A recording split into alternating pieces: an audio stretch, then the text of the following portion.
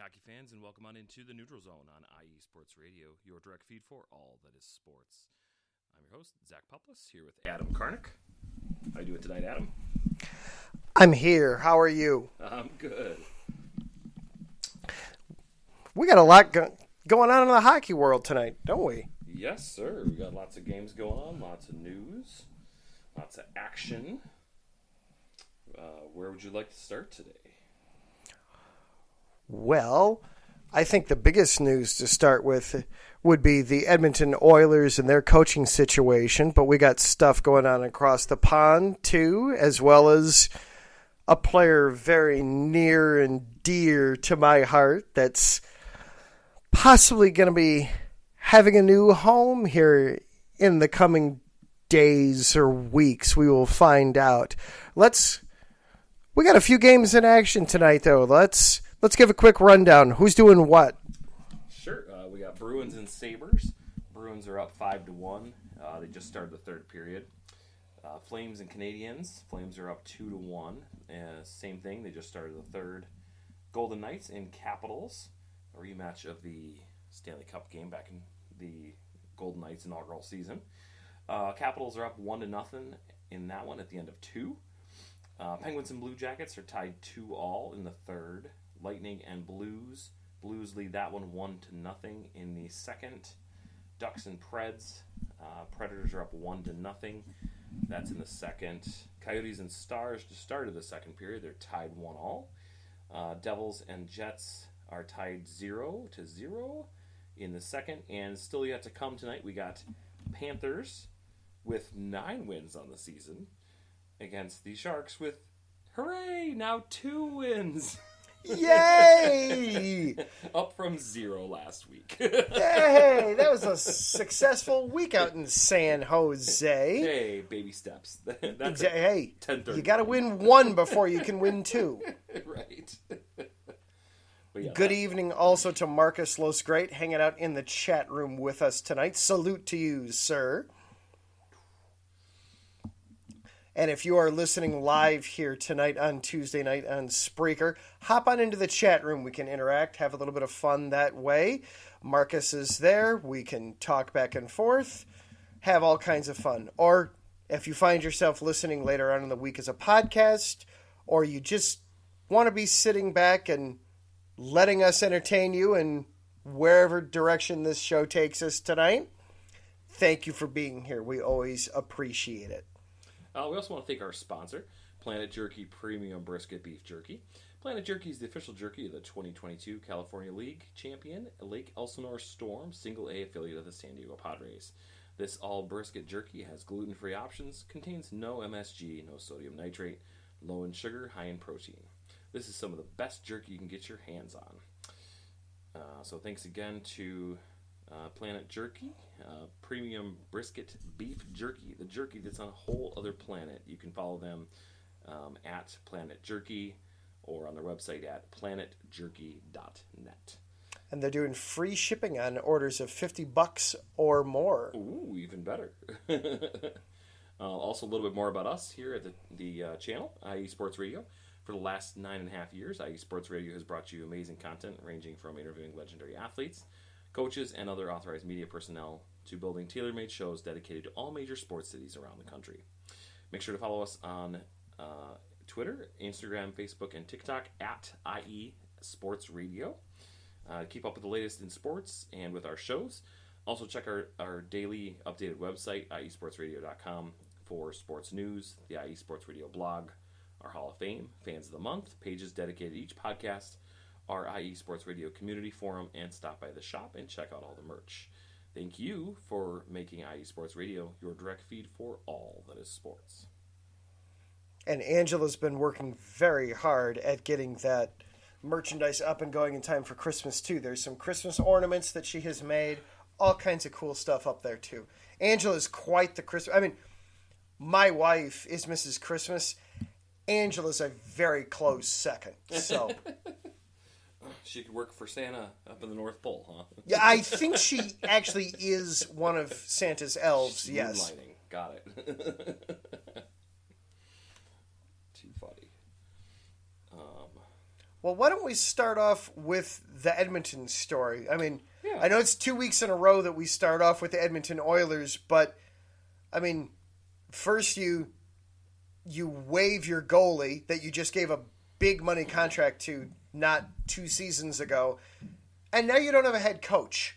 I think there's still kind of the center of the NHL world there, for better or certainly right now for worse in Edmonton. Yeah.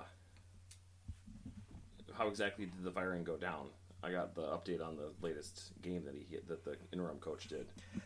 Well, it was Sunday morning. I was doing chores and getting home from church, all those good important things, and my phone exploded with, the Oilers have said goodbye to their head coach.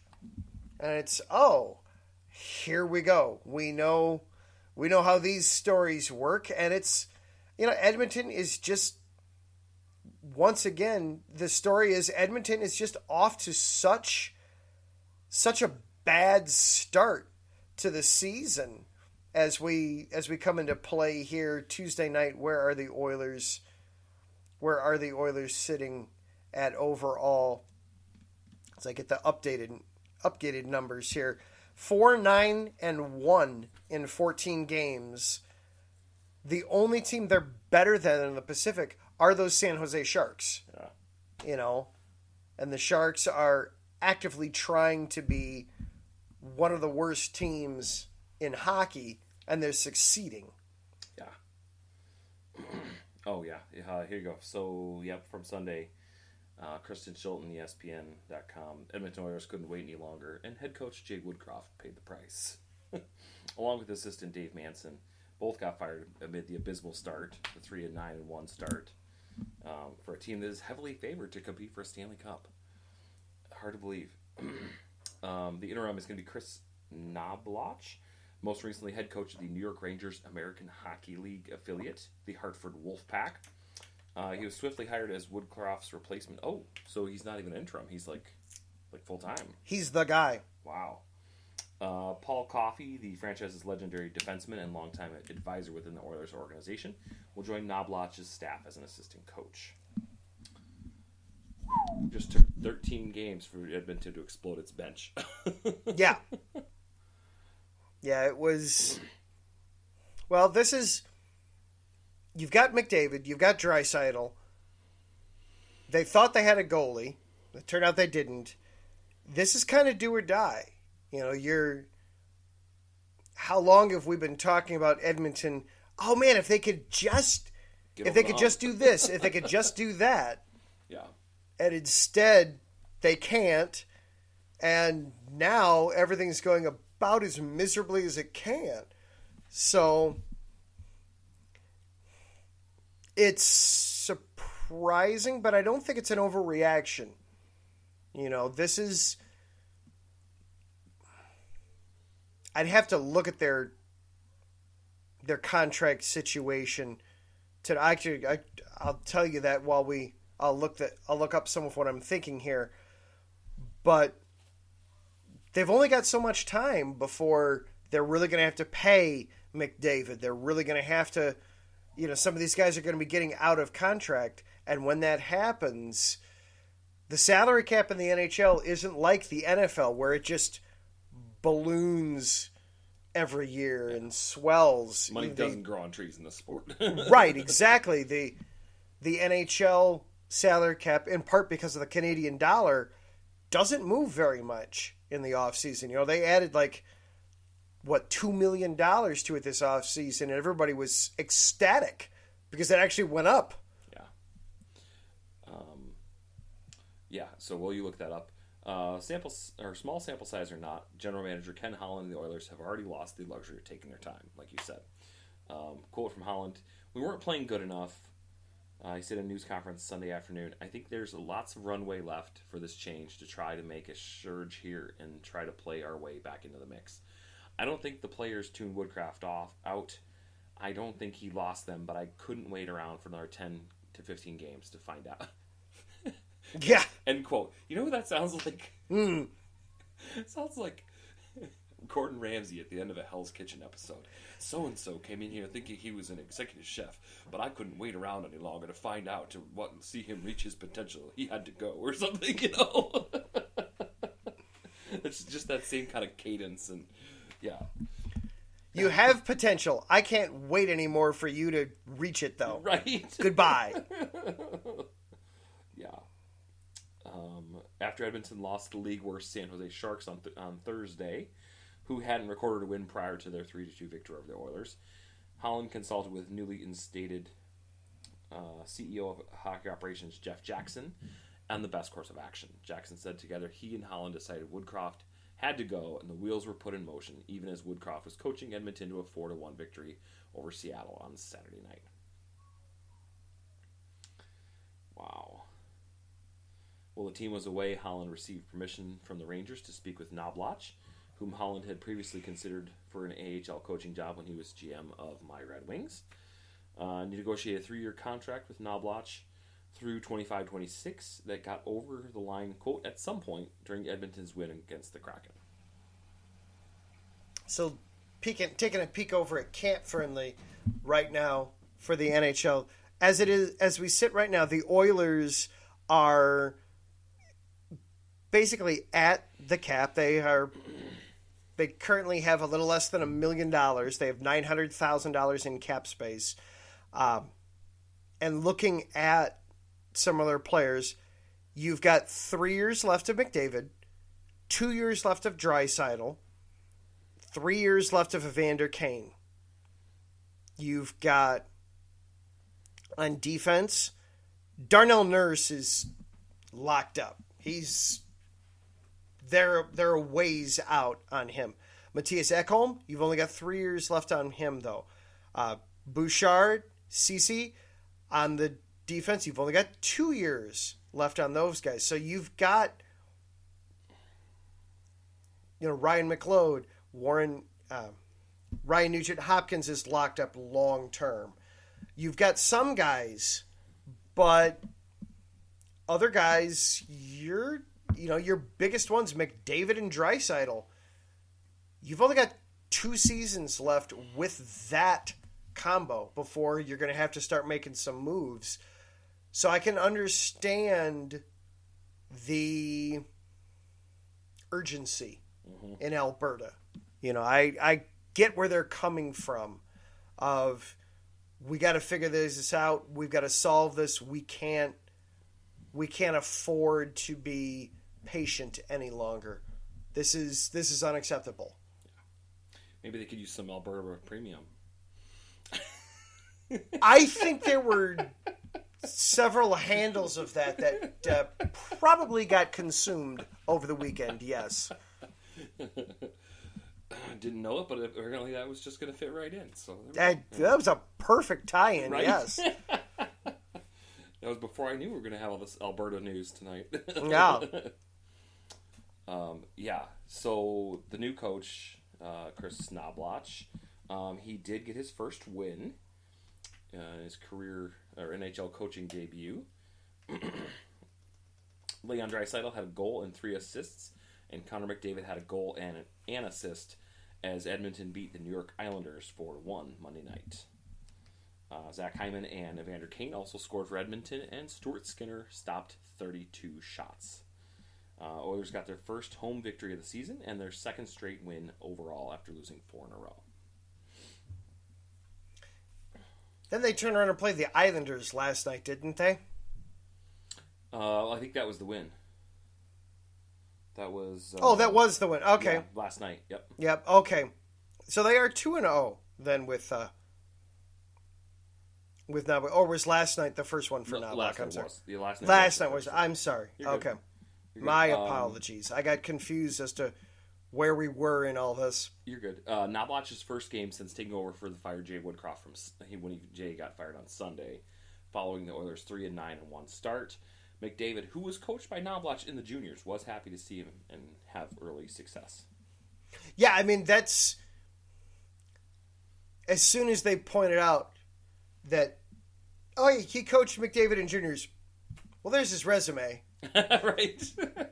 And drop the mic. Exactly. I coached him in juniors. Oh, and you two got along. Say no more.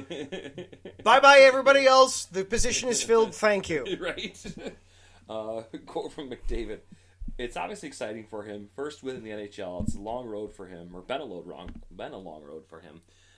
It is well deserved. He came in and was his calm self. He didn't give us too much. It was kind of like, guys, just go out and play. There you go. That's what you want. Yeah. Knoblauch was pretty pleased with his first day on the job. Quote, it feels amazing to get that first win. Being a head coach was a highlight. Just being here, and obviously it gets much better when you win, he said. Obviously. I liked how our team played. It wasn't a perfect game. Certainly we weren't the better team in the first half of the game. I liked how we stayed patient, we stayed the course, and we didn't do any unnecessary risks. All important things that you want to have when you're getting out there. Absolutely. Yeah. His start did not go smoothly right at the beginning, however, as the Oilers coughed up a puck in their end just 40 seconds into the game, allowing Bo Horvat to send it across to Barzal for a one-timer that beat Skinner glove side.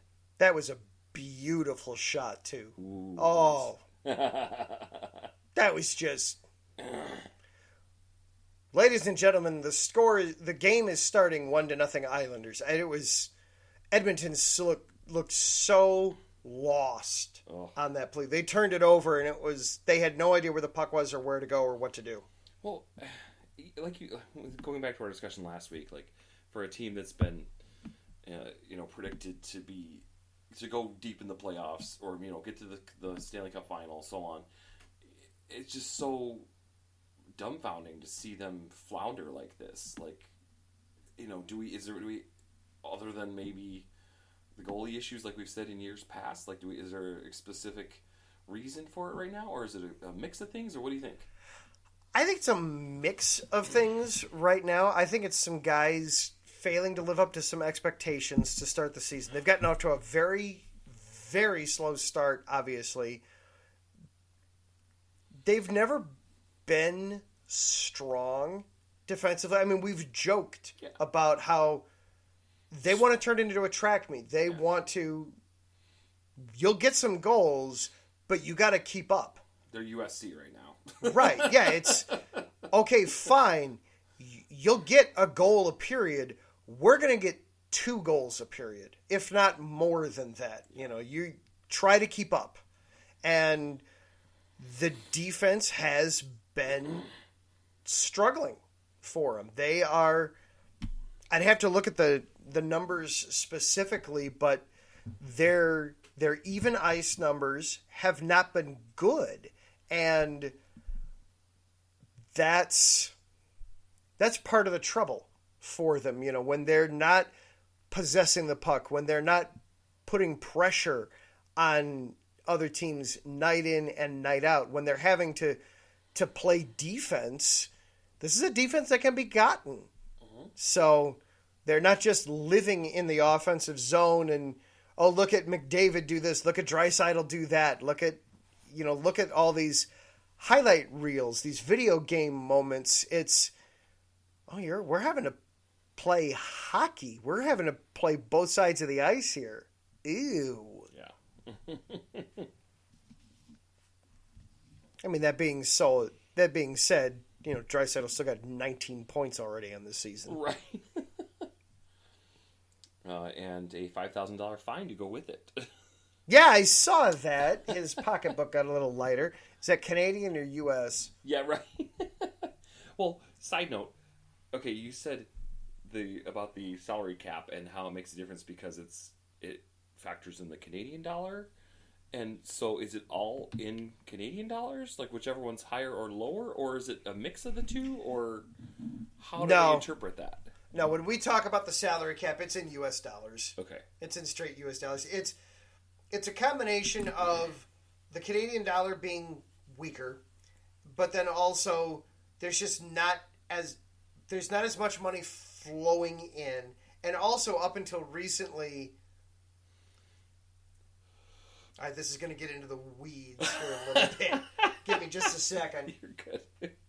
Well, and it makes sense that it would be in U.S. because the majority of the teams are in the U.S. And it's like I wouldn't even have this question if it were baseball or basketball, where there's only one team in Canada, but there's 7 in Canada in this sport, so it makes it okay. And the league is headquartered in Toronto. Yeah, well, yeah, and so I feel like it was a reasonable question. No, it is. Yeah. The other part of the equation of why the salary cap hasn't been going up, when the pandemic happened, and this happened basically across all U.S. sports, players negotiated with owners to prevent each league's cap from just taking a nosedive. Sure. They basically borrowed against future caps. Okay. The NHL, it took a little bit longer for the players. Basically, they took out a loan from ownership and saying, hey, give us future money now so that teams will have the ability to afford solvent. Players. Because normally the salary cap is based off of how much money did we get, and then how have we bargained to have that money get dispersed around team to team, player to player, et cetera, without getting too... Based off your CBAs. Yeah. Right. Without getting too nerdy about it. No such thing. Oh, no. This is... Believe me, this is getting into the weeds, and I am a weirdo for this kind of stuff. But what they did as essence, they took out a loan. They borrowed against the future so that they could still have money to afford to operate. And it took, in the NHL, it took them longer than in the other leagues to finish paying that back, what they borrowed. Gotcha. The players have paid everything off. They're not borrowing anymore. They're ahead. So now the cap can actually grow as a result. Well, I mean, the way you describe it, it's almost like, well, what point is the future if we have no present? You know, exactly. Yeah, it didn't take much convincing. Like we need to make sure we have a team that's ready to be, that has players and enough staff and everything to go right now. You know, before, you know, even if we even want to get to 3 years down the road, like exactly. Yeah, they had to do it, but it meant that the cap couldn't grow until finally this season. Yeah. But yeah, Leon Draisaitl fined $5,000 for a dangerous trip on New York Islanders center Bo Horvat. Fine is the maximum allowable amount under the NHL's collective bargaining agreement. That seems tiny compared to the NFL fines you see. I guess it just depends on the CBA. Depends on the CBA. Also, look at the size of his contract. Too. It's a bigger percentage of the contract too. And in terms and proportionally, I'm sure your fines are smaller based off of a salary cap being smaller than the NFL. Okay. Yeah, if you're only making, the average guy's only making $2 billion. What is Draisaitl making this season? Let's see. Leon Draisaitl is making, as I have to. You look that up. Draisaitl received a 2-minute minor penalty for tripping Horvat. On the play, Draisaitl cross-checked the back of Horvat's legs as players battle along the boards. Ooh. Draisaitl is 28. He had a goal and 3 assists in Monday's win. Has 6 goals and 19 points in 14 games this season. He was the 2020 NHL MVP and has 312 goals, 451 assists in 652 total games since being drafted 3rd overall by the Oilers in 2014. He has a base salary this year of $9 million. Okay. That's an NFL quarterback rookie deal. Thank you for giving that in some perspective.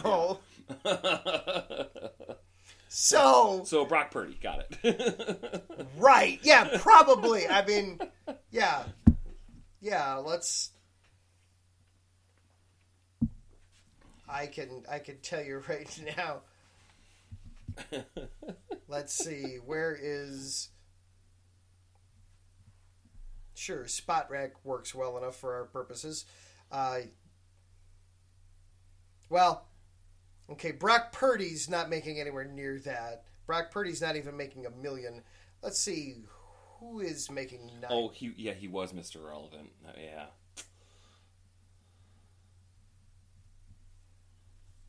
But to put that in perspective, $9 million And that's what... Here, while you do that, we got a couple finals tonight. Lightning have beaten the Canadiens 5-3. Hurricanes have beaten the Sabres 3-2 in overtime. And, the Rangers beat my Red Wings 5-3. Sadness. Beep, bum, bum, bum. Wah, wah, wah, wah. Yeah. Well, I think, didn't they play the Rangers last Tuesday and they lost? Oh, man. That was a bloodbath in New York, too. That was... Like 6-0 or something. That was not pretty. Let's look.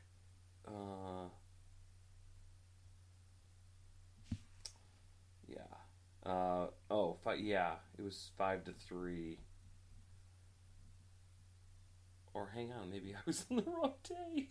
I was going to say. Whoops. All right. So let's try this again. Nothing has gone final yet. That I was looking at last Tuesday. I apologize. That would do it. Don't know how that switched back, but yeah. Well, what do you think? To put it in perspective, Leon Draisaitl, he's making half of what Josh Allen is making this year. Oh, wow. And he didn't do so hot last night. No, he did not. Woof. Oy. All right, let's take a quick break, and then when we come back, we've got some more out of our normal wheelhouse news. We've got an update on the Adam Johnson situation from over in England a couple weeks ago, and then we have a player that may be returning here in the next day or week or so. You are listening to The Neutral Zone here on IE Sports Radio, your direct feed for all that is sports. IE Sports Radio fans, it's your boy, the SoCal Saint, the host of the premier professional wrestling podcast online today, the IE Elite Wrestling Show. If you're a fan and have a passion for the world of professional wrestling, this is the show for you. I take you inside the ropes with all the athleticism, high-flying, and hard-hitting action, and then we take it backstage with all the backstage drama and backstabbing that goes on in the world of professional wrestling today. If something's going on in the world of professional wrestling, rest assured, the SoCal Saint knows what's going on, and he's going to let you know too. If you're a fan, check us out every Tuesday, 12 p.m. Central Standard Time, 10 a.m. Pacific Standard Time, only on IE Sports Radio. The IE Elite Wrestling Show, your direct feed for all that is professional wrestling, on the only network that is your direct feed for all that is sports. Check us out.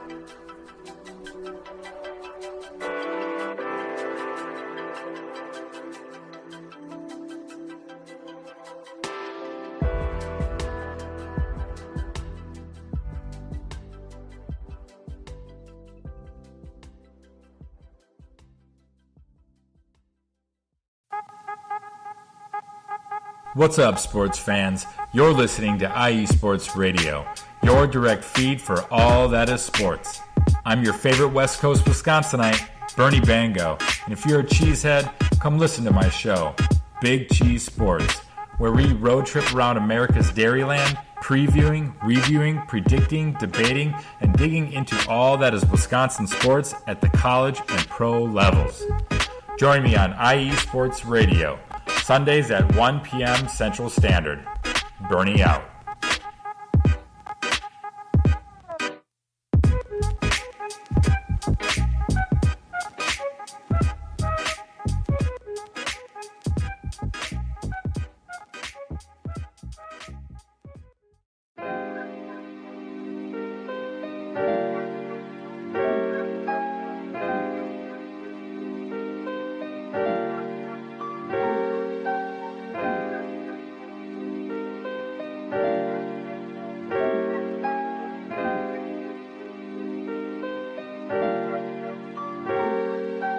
Hello, ladies and gentlemen. My name is Davidson. It's your boy, Lentarius Locke. And we are the hosts of Fast Break here on IE Sports Radio, where we discuss everything in the world of basketball from prep to the pros. You guys should definitely check us out, man. Sunday 8 p.m. Eastern, 5 p.m. Pacific. We got all the basketball information you guys need, so we look forward to you guys listening in. And please do, because we are the best basketball show on this side of the Mississippi. And please do check us out on Twitter at FastBreakISR. D-Lock, where's our time again? 8 p.m. Eastern, 5 p.m. Pacific. That give you guys spending time on a Sunday. Tune in.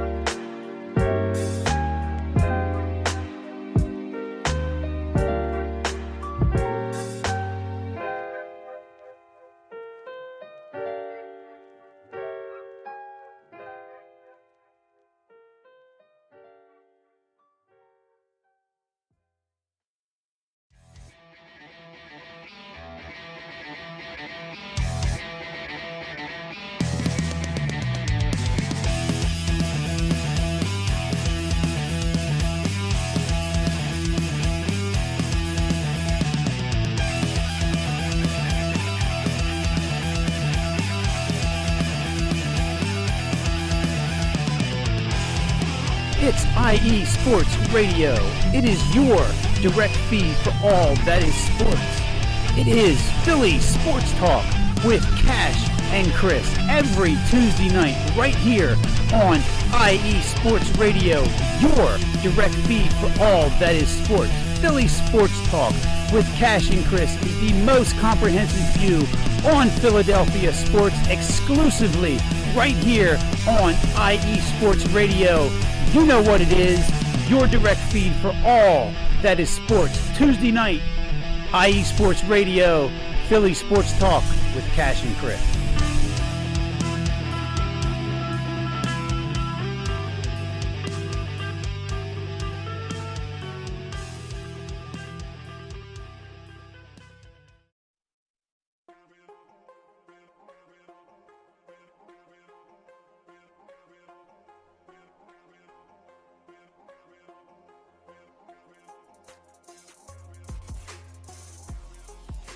Hello, ladies and sinners. Hello, sports fans around the world.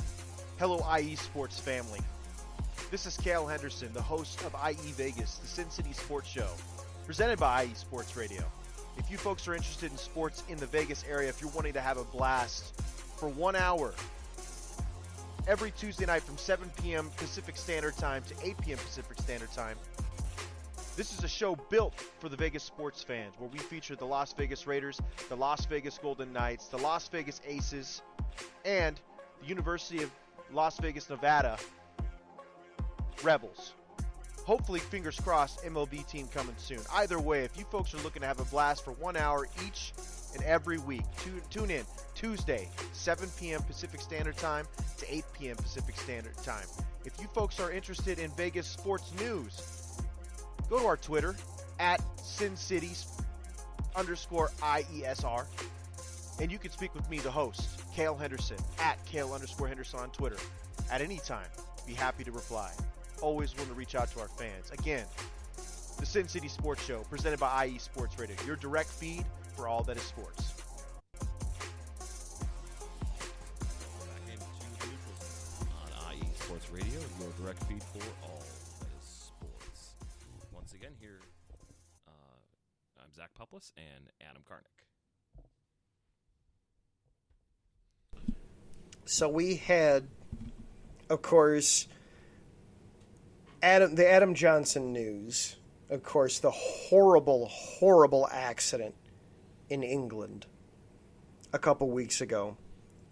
We had an update from that here earlier today, and a couple different sources, but this seems to be as accurate as we can get right now. This is according to the BBC. A man has been arrested on suspicion of manslaughter over the death of ice hockey player Adam Johnson, whose neck was cut during a match. Goes on, of course, to talk about the injury, the accident, the play. officially, they have not said who was arrested, and this is on suspicion of manslaughter. So, and I, just for fun, because this is England, I wanted to make sure that when we're saying manslaughter, that it's the same thing that we'd be thinking of, and it is. So it's, you didn't mean to kill somebody, but you killed somebody. That's the suspicion here. The South Yorkshire police have not named a suspect. They also have not provided the age for the person. Matt Petgrave was the player that inadvertently, it was his skate that went across Adam Johnson's neck. But officially they have not said who they have arrested. I'm a little surprised that an arrest has been made at all in this. I mean, unless there's a suspicion of foul play, right?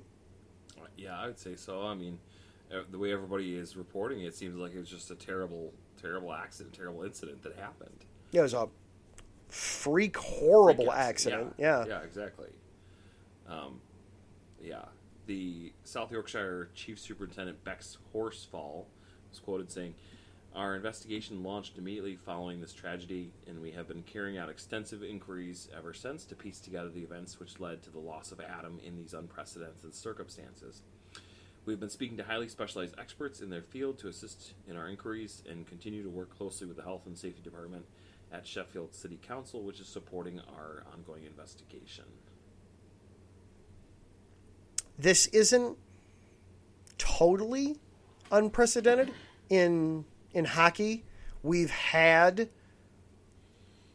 people get charged before.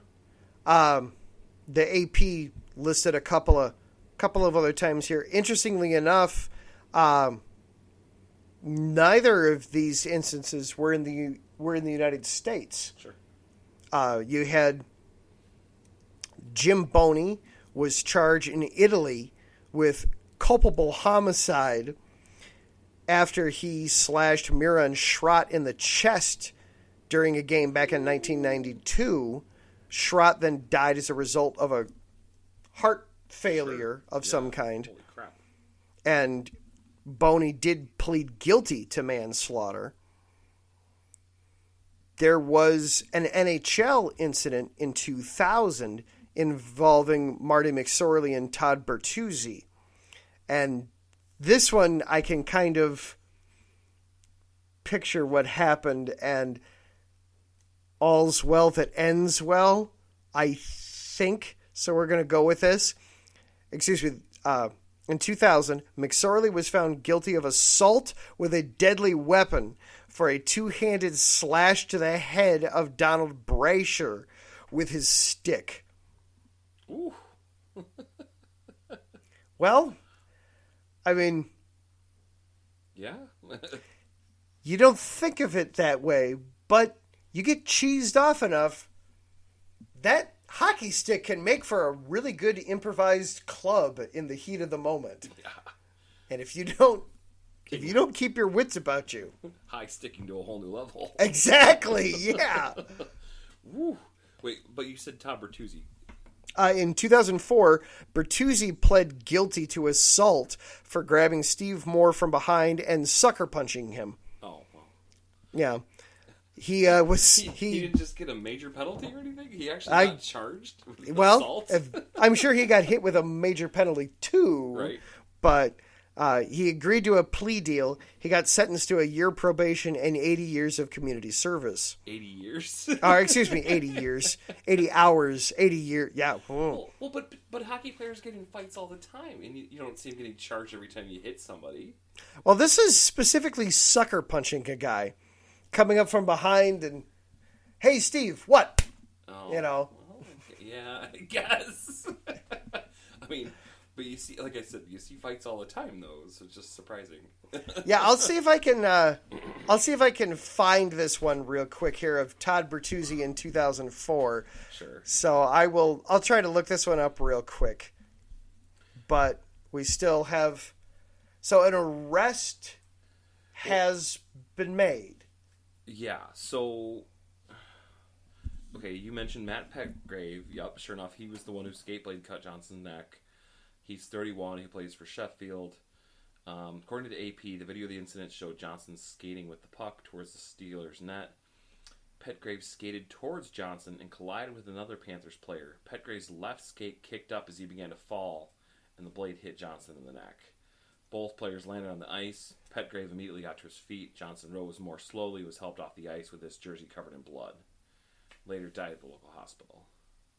Able to skate off with help, but I mean, the help was more, just holding his neck to try to keep the I'm sure. blood in. He skated off the ice himself, Well, they say he died at a local hospital, but oftentimes they say that because they don't want people to think he died at the actual, arena or right. whatever location.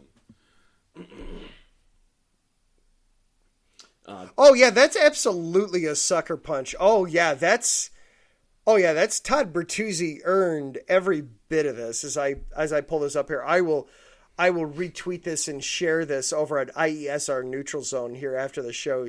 But yeah, watch what Bertuzzi does to Steve Moore here.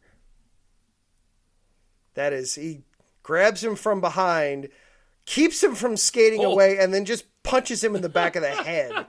Yeah, that is the definition of a dick move. Yeah. That is, yeah. Was he with the Red Wings at that time or not? No, he's with the Avalanche. Okay, yeah, I thought that's what the jersey looked like. Okay. Yeah, it was Avalanche and Canucks look like. Yeah, I think you're right. Because it had the little but it even face because it happened in Canada. So yeah, it was Avalanche Canucks, and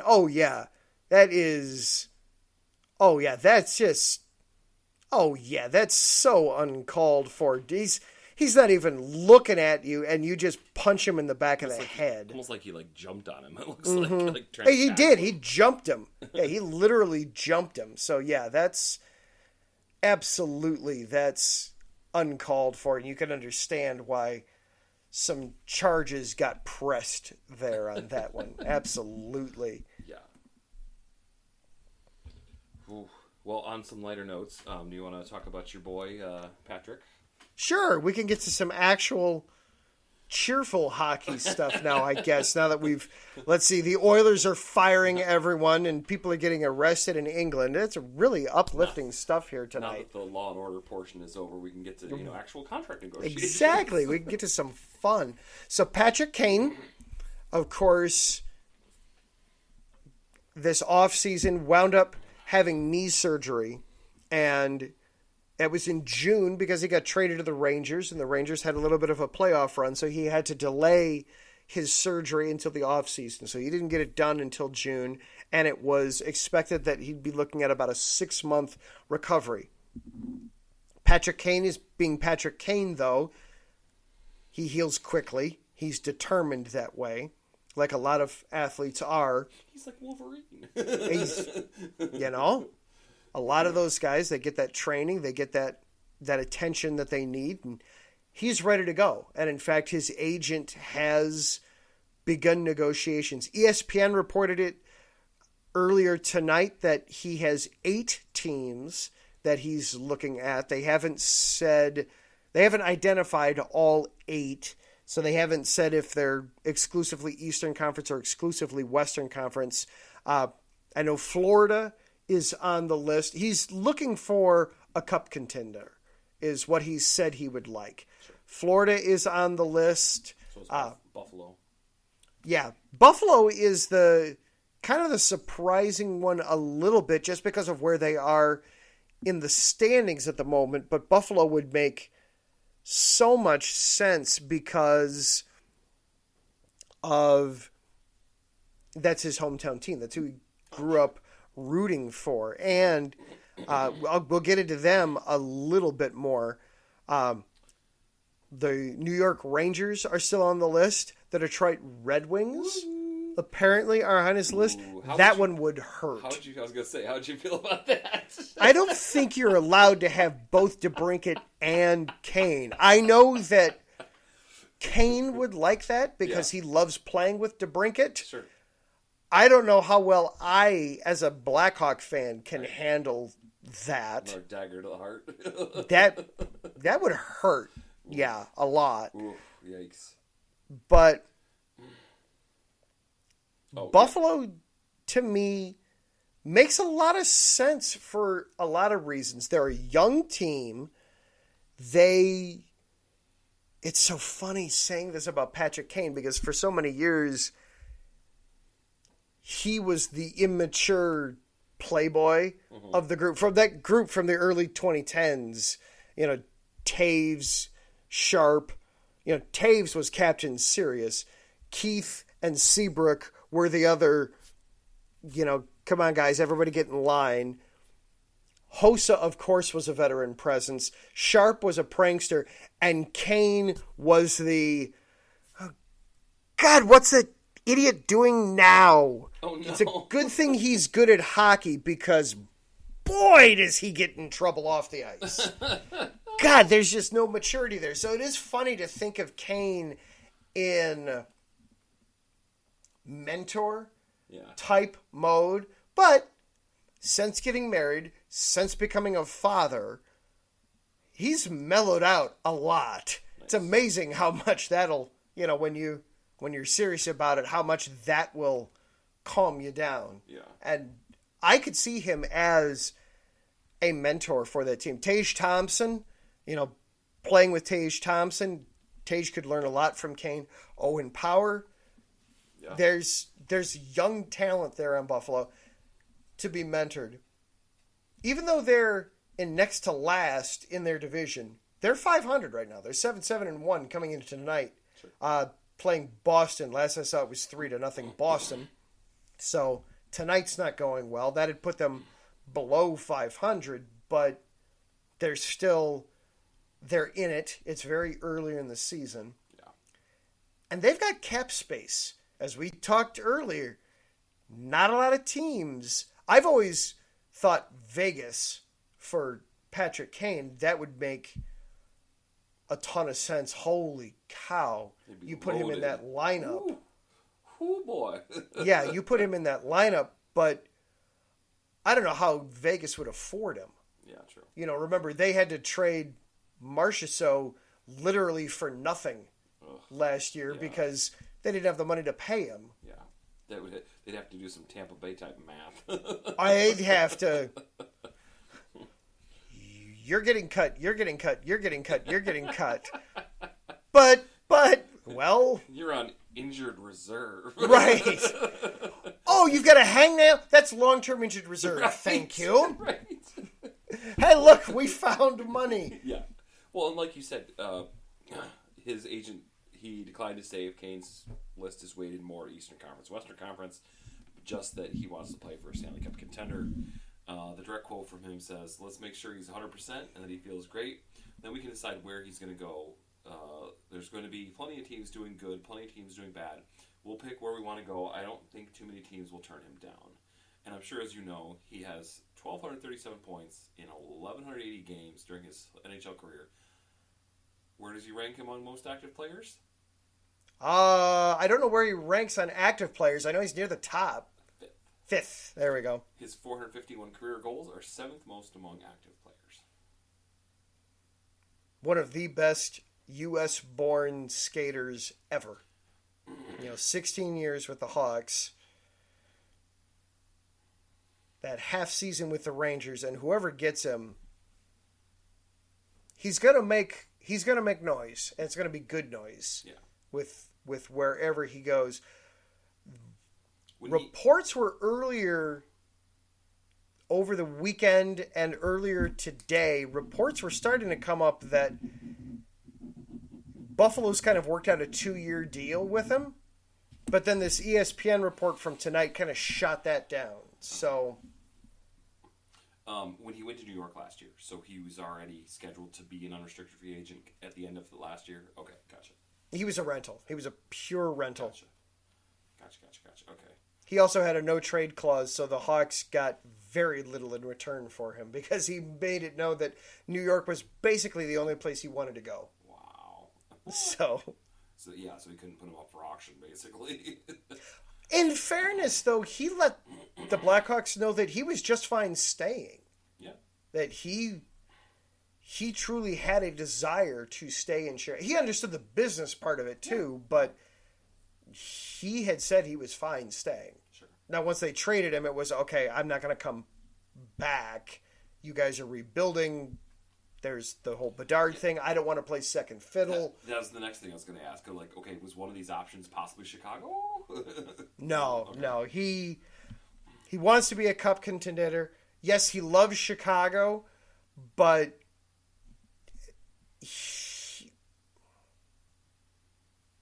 Chicago is becoming Bedard's team very quickly. Yeah. And bringing in Patrick Kane would make that awkward. Yeah. It would make that very strange. A higher likelihood of him, the day he retires, to say, I'm going to sign with the Blackhawks for one day and Yes. do that type of thing. Exactly. Sign a one-day contract and then retire. Gotcha. Absolutely. Okay. And that 88 will be hanging from the United Center rafters someday. Yeah. That absolutely. He and Taves, those sweaters are getting retired. Yeah, definitely. Some updates on scores here real quick before we head out of here. We got some finals tonight. Bruins are up, or they won 5-2 over the Sabres, like we were talking. Flames won 2-1 over the Canadiens. Capitals won 3-0 over the Golden Knights. Penguins won 5-3 over the Blue Is that like Jackets. 3 regulation losses for the Knights now? I think so.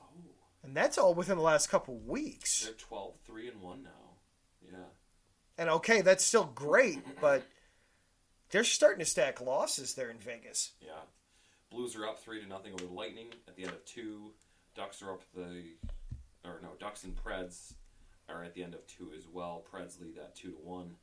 Stars and Coyotes. Stars lead at 2-1. End of 2. Devils and Jets. Jets lead at 3-2 at the beginning of the third. Still yet to come tonight, Panthers and Sharks. How often do the Jets and the Sharks actually play each other? Because that just...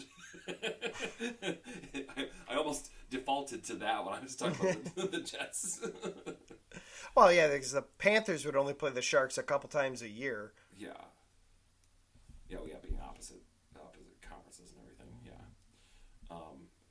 We got time for one more real quick one? You got 2 minutes. Okay. Quebec City is going to host 2 preseason games with the Kings in 2024. They have not had a professional NHL team since the Nordiques departed for Colorado in 95, as we know. They're hosting 2 preseason games next October featuring the Kings. Well, who are they? Who are they facing? Kings are going to hold their final leg of their training camp in Quebec City. They're going to face the Boston Bruins on October 3rd and the Florida Panthers 2 days later, more than 5 years after the NHL's last visit to the provincial capital. Very nice. Yeah. Training camp and games will take place at the Videotron Center, a venue that opened in 2015, with the goal of one day being home to an NHL team. Quote, I know how passionate Quebec City fans are about the game, Kings president and Hockey Hall of Famer Luc Robitaille said in a news release. We'll be very proud to play here next fall. Fans will be able to see our stars and watch young players compete for a spot in the 24-25 lineup. Nordiques were founded back in 1972, played the World Hockey Association before joining the NHL in 1979. Beloved franchise was sold following the 94-95 season, moved to Denver where they won a Stanley Cup in their first year. By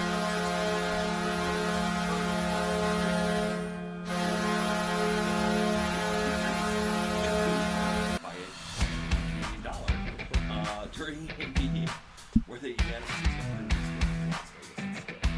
Canada's 7 NHL teams.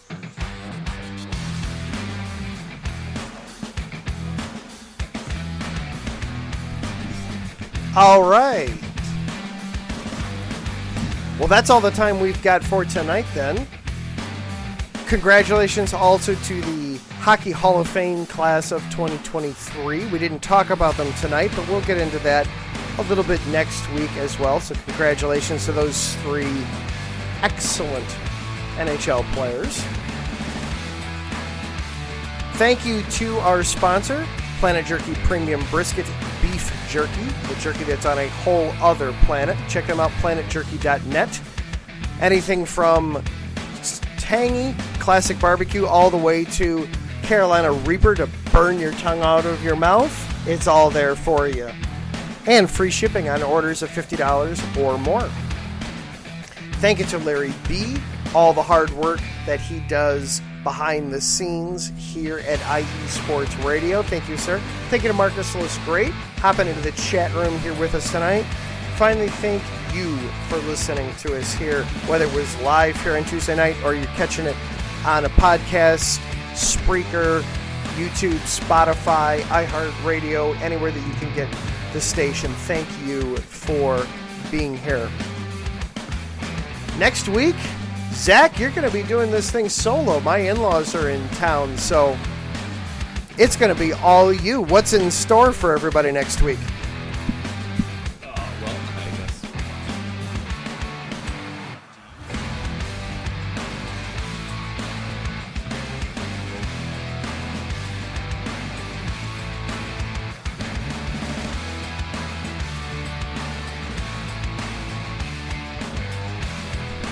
Sounds good. All right. Until then, I am Adam. He is Zach. We are the NutriZone. Have a great night, everybody. We will see you next time.